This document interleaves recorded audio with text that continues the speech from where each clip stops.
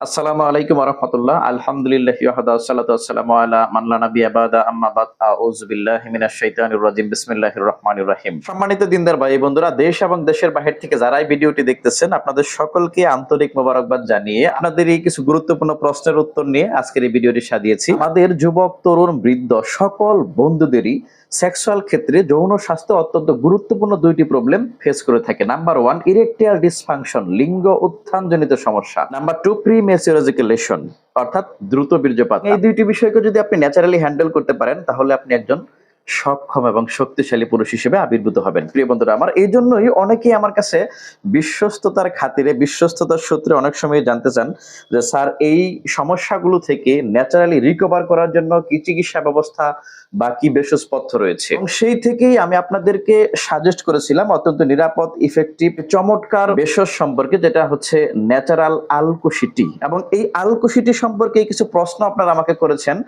যেমন আলকুশিটি কি, এটা কি কি দিয়ে বানানো, ইফেক্টিভিটি, এটা কার্যকারিতা কি রয়েছে, কাদের জন্য এই আলকুশিটি প্রযোজ্য, এবং এটা কতটা নিরাপদ, কিভাবে খেতে হয়, ফুল কোর্স কয়টা, বিভিন্ন প্রশ্ন আপনাদের ছিল।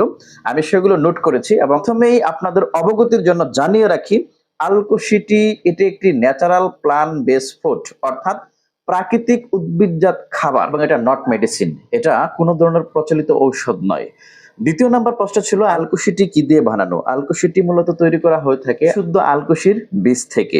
এটার কার্যকারিতা কি আপনারা জেনে অবাক হবেন। যুগ যুগ ধরে, বিশেষ করে ইউনানি এবং আয়ুর্বেদিক চিকিৎসা শাস্ত্রে এবং ভেষজ পথ্যসমূহে আলকুশি ব্যবহার হয়ে আসতেছে বহু বছর ধরে।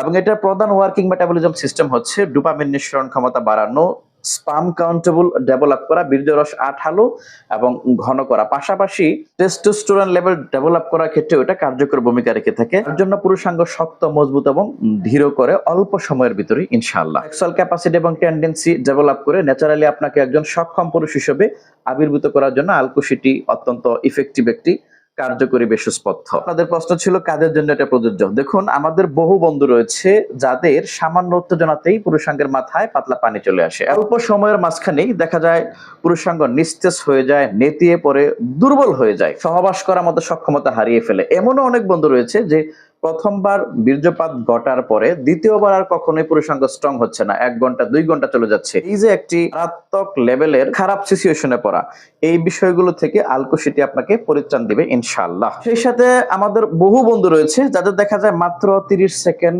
40 সেকেন্ড কিংবা 1 মিনিটের মাঝখানে বীর্যপাত ঘটে যাচ্ছে, স্বামী স্ত্রীর মাঝখানে একটা মনোমালিন্য তৈরি হয়ে যাচ্ছে। এই অবস্থা থেকে আলকুশিটি আপনাকে ব্যাকআপ দিবে ইনশাআল্লাহ। সহজে বীর্যপাত ঘটাবে না, কারণ এটা আপনার বীর্যরসকে আঠালো করবে, ঘন করবে, একেবারে সুপার গ্লোর মতো, যার কারণে আপনি চাইলেও সহজে বীর্যপাত ঘটাতে পারবেন না ইনশাআল্লাহ। এটা কতটা নিরাপদ একটা মাস্টার কোশ্চেন।